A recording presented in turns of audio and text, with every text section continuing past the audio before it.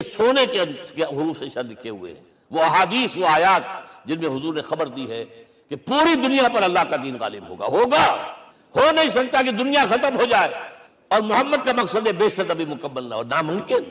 جن آیات کو پڑھیے، ان میں پھر احادیث پڑھیے۔ میں صرف 2 حدیثیں آپ کو سنا دوں۔ ایک میں حضور نے اپنے زمانے سے لے کر قیامت تک کے 5 ادوار گنائے ہیں، آپ پڑھ لیجیے گا، ٹیکسٹ ہے یہ، اور خدا کے لیے اس کی قدر کیجیے گا، یہ آیات ہیں، احادیث پھینک نہ دیجیے خدا کے لیے۔ اور اس کے اندر جو ہے اس وقت کے جو مایوسی کے اندھیارے ہمارے اوپر چھائے ہوئے ہیں، اس کا علاج ہے کہ نہیں، اور بھی دور فلک ہیں ابھی آنے والے، ناز اتنا نہ کریں ہم کو ستانے والے۔ بہرحال حضور نے جب اپنا مشن عرب کی حد تک مکمل کر لیا تو اب ایک بات نوٹ کیجئے، خطبہ حجۃ الوداع 1.25 لاکھ کا مجمع، حضور نے اپنے اس خطبے میں اپنی تعلیمات کے جو اہم نکات تھے انہیں اور دہرایا 3 مرتبہ ایک بات کی ہے۔ لاؤڈ سپیکر تو تھا نہیں، پہلے آپ ادھر رخ کرتے تھے، آپ کہتے تھے کچھ، ادھر لوگ آدمی آگے کھڑا ہوا اس کو آگے پہنچاتا اور آگے پہنچاتا تھا، پھر آپ سامنے رخ کر کے کہتے تھے، پھر بائیں طرف رخ کر کے 3 مرتبہ ایک لفظ 3 مرتبہ۔ آخر میں ایک سوال کیا، الا هل بلغت، دیکھو لوگوں میں نے پہنچا دیا یا نہیں، کیونکہ قرآن میں تحدید آئی تھی، اے نبی، یا ایھا النبی بلغ ما انزل الیک من ربک وان لم تفعل فما بلغت رسالتہ، اے نبی جو کچھ تم پر نازل کیا گیا اللہ کی طرف سے پہنچا دو، اور اگر نہیں کیا تو رسالت کا حق ادا نہیں ہوگا۔ اور اس میں سورہ اعراف کی آیت نمبر 6 اگر پڑھ لیں، فَلَنَسْأَلَنَّ الَّذِينَ أُرْسِلَ إِلَيْهِمْ وَلَنَسْأَلَنَّ الْمُرْسَلِينَ، ہم ان سے بھی پوچھیں گے جن کی طرف رسولوں کو بھیجا، اور رسولوں سے پوچھیں گے ہم نے تمہارے پاس اپنا پیغام پہنچایا تھا، تم نے پہنچایا کہ نہیں لوگوں کو؟ اس لیے حضور نے گواہی دی، الا هل بلغت، دیکھو میں نے پہنچا دیا کہ نہیں۔ اور جواب کیا ملا، انا نشهد انك قد بلغت رسالتہ واديت الامانۃ ونصحت الامۃ وكشفت الغمۃ، ہم گواہ ہیں حضور آپ نے رسالت کا حق ادا کر دیا، امانت کا حق ادا کر دیا، ہماری خیر خواہی کا حق ادا کر دیا، اور گمراہی کے اندھیرے جو ہے انہیں چھانٹ کر رکھ دیا۔ اب آپ نے آسمان کی طرف نگاہ کی، انگشت شہادت سے وہی 3 مرتبہ، اللہم اشہد، اللہم اشہد، اللہم اشہد، اللہ تو بھی گواہ ہے، یہ مان رہے۔ یہ ہے سائی آف ریلیف، یہ بوجھ جو میرے کندھے پر آیا تھا، انا سنلقی علیک قولا ثقیلا، یہ اب منتقل ہو گیا، اب امت کو منتقل ہوا۔ لہذا آخری لفظ کیا تھا، فَلْيُبَلِّغِ الشَّاهِدُ الْغَائِبَ، اب جو یہاں موجود ہیں ان کا فرض ہے کہ پہنچائیں ان کو جو یہاں نہیں ہے۔ میں صرف تمہارے لیے رسول نہیں، ایک فرد نوع بشر تک دنیا میں جو اس وقت ہے، اور ایک فرد نوع بشر جو آخر تک آئے گا قیامت تک، اس تک قرآن پہنچانا تمہارے ذمہ ہے۔ ہم نے نہیں پہنچایا، اسی لیے آج ہم اللہ کے عذاب میں ہیں۔ آج کیوں ذلیل کے کل تک نہ تھی پسند گستاخی فرشتہ ہماری جناب میں، 1.5 بلین مسلمان، لیکن عزت نام کی کوئی شے ہے؟ G7 G9 G11 G13 G15 کوئی مسلمان بھی ہے ان میں؟ نہ 3 میں نہ 13 میں، نہ G7 میں نہ G15 میں، نن۔ اتنی بڑی تعداد، سیکیورٹی کونسل میں کسی سیٹ کی امید ہے؟ آپ کے وسائل پر ان کا قبضہ ہے، آپ کی ٹیکسیشن کے احکام وہاں سے آ رہے ہیں، ریٹ بڑھاؤ، چینی کے اس کے بڑھاؤ، اور فلاں کے بڑھاؤ، اور بجلی کے بڑھاؤ، اور تیل کے بڑھاؤ، کیا ہو رہا ہے؟ کیوں ذلیل؟ اور نمبر 2، آج دنیا میں خون اگر بہ رہا ہے تو صرف مسلمان کا ہو گیا، مانند آب ارضا مسلمان کا لہو۔ 60 سال سے کشمیر اور فلسطین، پھر درمیان میں صومالیہ، چچنیا، کوسوو، یہ سب بوسنیا، پھر آپ کو معلوم ہے فلپائنز، پھر جو کچھ ہوا افغانستان میں، اور جو کچھ ہوا اب ہو رہا ہے، جو کچھ ہوا عراق میں۔ یہ کیوں ہے؟ We are criminals number 1، we have not done our duty۔ ہم نے قرآن کو اپنا امام نہیں بنایا، دوسروں کے سامنے کیا پیش کریں گے؟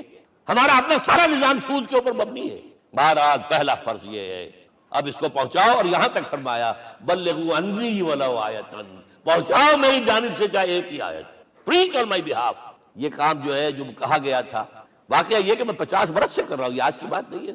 تکمیل اور تدوین فن میں جو بھی حفیظ کا حصہ ہے، نصف صدی کا قصہ ہے، 2-4 برس کی بات نہیں۔ میں میڈیکل کالج کے زمانے سے درس قرآن دے رہا ہوں، جب یہ طلبہ کے اجتماعات کے درمیان درس قرآن ہوتا تھا، جماعت اسلامی کا رکن تھا تو درس قرآن ہوتا تھا، اور اس کے بعد سے میری زندگی کا بیشتر وقت اس میں لگا، بیشتر اور بہتر۔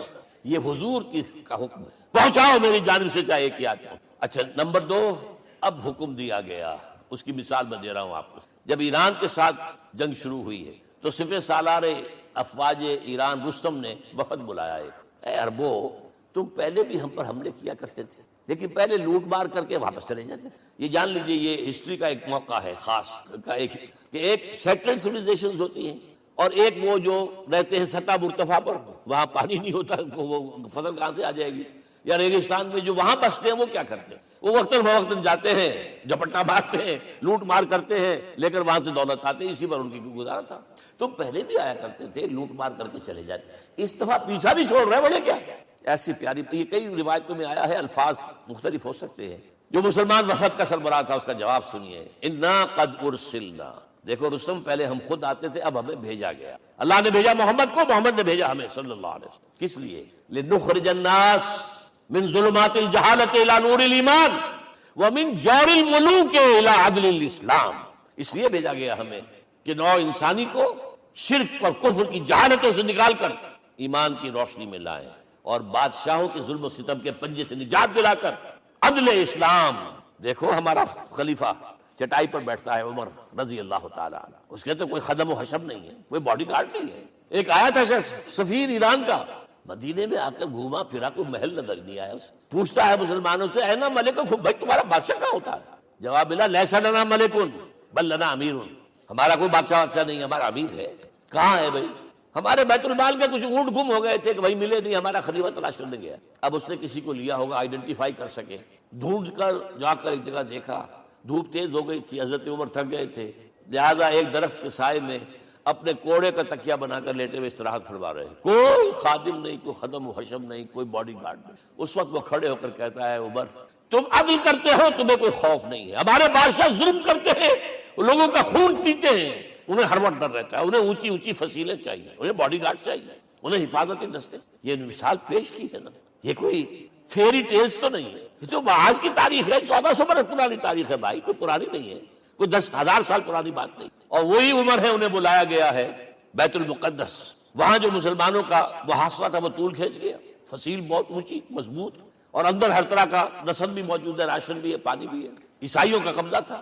عیسائی پادری آئے فصیل پر، مسلمانوں تم اگر قیامت تک بھی یہاں پڑے رہے محاصرہ کر کے، یہ کبھی فتح نہیں ہوگا شہر، ہاں یہ فتح ہونا ہے، ہماری کتابوں میں ہے، لیکن ایک درویش بادشاہ کے ہاتھوں فتح ہوگا، تمہارے اندر ہمیں وہ درویشی نظر نہیں آ رہی۔ وہ چونکہ کچھ عرصہ ہو گیا تھا، شام میں پہنچ گئے تھے، خربوزے کو دیکھ کے خربوزہ رنگ پکڑتا ہے، اچھا لباس پہننا شروع کر دیا، اور وہاں تھے امین هذه الامہ ابو عبیدہ بن الجراح رضی اللہ تعالی عنہ، یکے ازا شرع مبشرہ، ان کا فوراً کلک کیا، یہ بادشاہ مدینے میں بیٹھا ہوا تو ہے، یہاں سے ریکویسٹ کی گئی ہے آپ تشریف لائیے۔ اب 700 میل کا سفر ہے، کوئی ذاتی سفر نہیں، کسی بیٹے کے کنووکیشن کے لیے نہیں گئے، کوئی انٹوریج نہیں ہے، کچھ نہیں، ایک اونٹ، ایک خادم، اور اسی اونٹ پر راستے کا راشن، لہذا ایک آدمی بیٹھ سکتا ہے۔ اب ایک منزل خلیفہ اوپر تشریف فرما ہے اور خادم ہاتھ پکڑ کر آگے چل رہا، اگلی منزل خادم اوپر بیٹھا ہے اور خلیفہ ہاتھ پکڑ کے آگے چل رہا۔ جب آخری منزل آئی ہے تو باری ہو گئی اس خادم کی، اس نے ہاتھ جوڑ دیے، خدا کے لیے لوگ دیکھیں گے، مجھے ماریں گے، تمہیں شرم نہیں آئی؟ خلیفۃ المسلمین جو ہے وہ آگے آگے تمہارے چل رہے تھے، تم براجمان تھے۔ حضرت عمر نے ڈانٹ پلائی، اب دوڑو دوڑو، نہیں باری تمہاری ہے۔ وہ بیٹھا ہوا اوپر، حضرت عمر پنکیل پکڑ کر آ رہے ہیں، اور بیچ میں کہیں کیچڑ آ گیا تھا، جوتیاں بھی ہاتھ میں پکڑی ہوئی ہے۔ اب وہاں آتے ہی انہیں لے جایا گیا فصیل کے سامنے، انہوں نے اوپر سے اپنی کتابیں دیکھیں، ہاں یہی ہے درویش بادشاہ، یہ فتح نہیں ہوا تھا یروشلم، یہ ایک صلح کے طور پر انہوں نے دیا ہے، کھول دیا، آ جاؤ۔ اور انہوں نے شرط رکھوائی تھی کہ کہیں یہاں یہودیوں کو آباد نہیں ہونے دیں گے آپ۔ حضرت عمر نے اتنی رعایت کی تھی یہودیوں کے لیے کہ وہ یہاں آئیں، اپنے مقدس مقامات کی زیارت کر کے جا سکتے ہیں، لیکن یہاں سیٹل نہیں ہو سکتے، اس لیے وعدہ تھا۔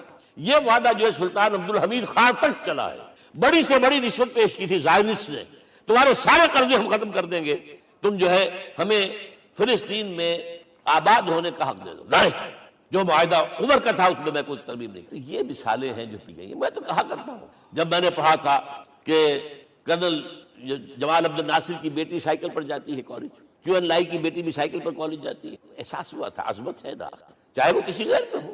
اور واقعہ یہ ہے کہ میں بیان کرنے سے رہ نہیں سکتا، جب میں نے لال بہادر شاستری کے بارے میں سنا، he had no house in the whole of India، یہ تو بھارت کی ڈیموکریسی کا ایک معجزہ ہے۔ A person who doesn't own a house in the whole length and breadth of India and he rose to the position of prime minister۔ ہمارے ہاں کسی میونسپلٹی کا جو ہے ممبر نہیں بن سکتا، اس کی بیوی اپنے گھر میں خود کھانا پکاتی تھی، کوئی ملازم نہیں تھا۔ اور جب ہارٹ اٹیک ہوا ہے تاشقند میں، تو وہ جو مرتے دم بات کی ہے اس نے ماتا جی سے کی ہے، بیوی سے نہیں۔ یہ ہماری مشرقی روایات ہیں، ماں کا۔ لیکن یہ تمام مثالیں جو ہیں، پوری نوع انسانی 10 مرتبہ پیدا ہو کر ختم ہو جائے، حضرت عمر والی مثالیں نہیں لا سکتے۔ رات کو گشت کر رہے ہیں، ایک جگہ سے رونے کی آواز آئی، معلوم ہوا کہ بچے ہیں، بھوکے ہیں، رو رہے ہیں۔ ماں سے پوچھا گیا کیا معاملہ ہے، کہ کیا کروں، کچھ نہیں ہے۔ میں نے یہ آنڈی چڑھا دی ہے چولہے کے اوپر، آگ جلا دی ہے، بچوں سے کہا بھائی کچھ پک رہا ہے ذرا انتظار کرو، سو جائیں گے، کانپ گئے ایسے گئے سیدھے بیٹھے۔ آٹے کی بوری اپنے غلام سے کہا میرے کندھے پر رکھ، پہلے چلتا ہوں، نہیں قیامت کے دن تم میرا بوجھ نہیں اٹھا سکو گے۔ اپنے کندھے پر بوری رکھ کر لائے ہیں، کھانا پکوایا کھلایا بچوں۔ اب اگر حضور یہ کہے کہ سید القوم خادم ہوں تو یہ حقیقت تھی کہ نہیں تھی؟ ورنہ اگر یہ مثال نہ آتی تو کہتے جی شاعری تو اچھی ہے، بہت اچھا شعر کہہ دیا، کوئی سردار بھی کبھی خادم ہوا ہے۔ اب یہ ہے کہ یہ نظام دنیا میں، بس آخری بات میں آ گیا ہوں، یہ خوشخبریاں میں آپ کے ساتھ یہ تحفہ لے کر آیا، یہ پڑھیے کہ نظام دوبارہ آنا ہے۔ محمد کی پیشن گوئی غلط نہیں ہو سکتی، وہ صادق المصدوق صلی اللہ علیہ وسلم۔ اگرچہ ابھی ہمیں اور سزائیں ملنی ہیں، اور سخت سے سختر سزائیں آنی۔ ابھی آرمگڈون سر پر تنی ہوئی ہے، کھڑی ہوئی، ملحمۃ العظمیٰ جسے حدیث میں کہا گیا۔ آرمگڈون پتہ نہیں آپ نے کبھی سنا ہے کہ نہیں سنا ہے؟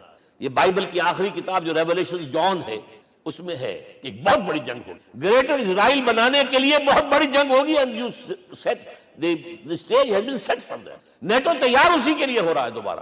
کس لیے؟ نیٹو چیف سے پوچھا گیا تھا کہ تمہارا دشمن جو تھا یو ایس ایس آر تو ختم ہوا، گھٹنوں کے بل پڑا ہوا ہے، اب کس کے لیے اس کو ایکسٹینڈ کر رہے ہو اور آرگنائز کر رہے ہو؟ اب ہمیں مسلم فنڈامنٹلسٹ سے نپٹنا، یہ ہے وہ کروسیڈ جو شروع۔ یہودی اور عیسائی نیو کنزرویٹوز، نیو کونس، یہ دونوں جڑے ہوئے ہیں، ایک 5 پوائنٹ ایجنڈا ہے ان کا جس پر دونوں کا اتفاق ہے۔ تو ابھی ہم پر بڑے برے وقت آنے ہیں، ہمیں سزائیں ابھی اور ملیں، لیکن ٹیبلز ول بی ٹرنڈ، دنیا میں اللہ کا دین قائم ہوگا، چاہے ابھی اور اپس اینڈ ڈاؤنز آئیں گے لیکن ہوگا، لیکن ہوگی، وہ وقت آئے گا اللہ کا دین قائم ہوگا پوری دنیا میں۔ ایک حدیث میں آپ کو سنانے چلا تھا، حضرت ثوبان سے رضی اللہ تعالیٰ عنہ، مسلم شریف کی روایت ہے، حضور نے فرمایا ان اللہ زوالی الارض، اللہ نے میرے لیے پوری زمین کو لپیٹ دی، فرائے تو مشارقہا و مغاربہا، میں نے اس کے سارے مشرق دیکھ لیے، سارے مغرب دیکھ لیے، فإن امتی سیبلغ ملکہا ما زوئ لی منہا، میری امت کی حکومت ان تمام علاقوں پر قائم ہو کر رہے گی جو اللہ نے زمین کو لپیٹ کر مجھے دکھا دی، یہ ہونا ہے، and that is going to be the end of this world۔ Armageddon بھی آ جائے گی پہلے، ملحمۃ العظمیٰ بھی آئے گا، سزائیں بھی ملیں گی، بالآخر وہ ہوگا۔ لیکن آخری بات، میرے اور آپ کے لیے مسئلہ لمحہ فکریہ کیا ہے؟ میں اور آپ کہاں کھڑے ہیں؟ Are we on the side of Allah or on the side of America؟ بہرحال یہ تو جو اپس اینڈ ڈاؤنز آنے ہیں، میرے اور آپ میں سے ہر شخص کے سوچنے کی بات یہ تو انقلاب تو آئے گا، حضور کے ذریعے سے آیا، کچھ لوگ حضور کے ساتھی بن گئے، ان کی دنیا بن گئی، آخرت بن گئی، قیامت میں کے بعد جو کچھ ملنا ہے اللہ تعالیٰ روح و ریحان و جنت النعیم۔ کچھ رہ گئے کہ چاہے سگا چچا تھا محروم رہ گئے، ابو لہب۔ آج بھی یہ قافلہ ادھر چل رہا ہے۔ اقبال نے بالکل ٹھیک کہا ہے کہ دنیا کو ہے پھر مار کا روح و بدن پیش، تہذیب نے پھر اپنے درندوں کو ابھارا، اللہ کو پابر دیے مومن پہ بھروسہ، ابلیس کو یورپ کی مشینوں کا سہارا۔